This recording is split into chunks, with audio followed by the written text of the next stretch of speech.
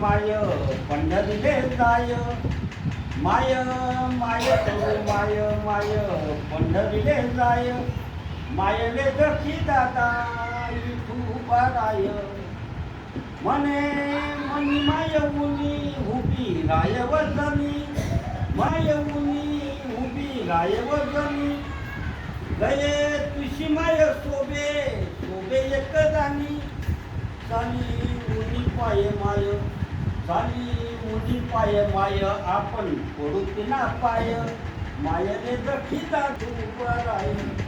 साक्षात विठ्ठल भगवान मंदिरातून पाहताय ती वारीतून माझी आई आलेली आहे, डोक्यावर तुमची वृंदावन आहे, वारीमध्ये विलीन झालेली आहे, अनवाणी पायाने पंढरपूरपर्यंत चालून आलेली आहे.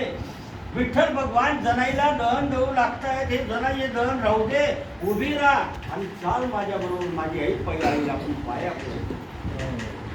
साक्षात विठ्ठलाला आईच्या पायाची महती करून आम्हाला आईच्या पायाची महती कधी करणार, कधी आम्ही आईच्या पायावर मस्तक होणार.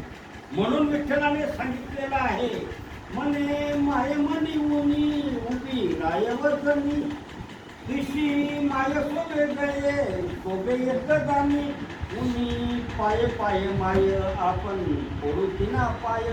सर्वात आधी विश्वनिर्मात्याने आईच्या आईपणात ईश्वराची निर्मिती पाहिली.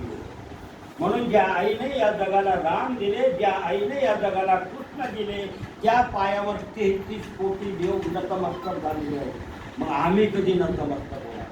म्हणून आमची ओवी रेखिता म्हणते की तुम्हाला आईच्या पायावर कधी नतमस्तक व्हायचं.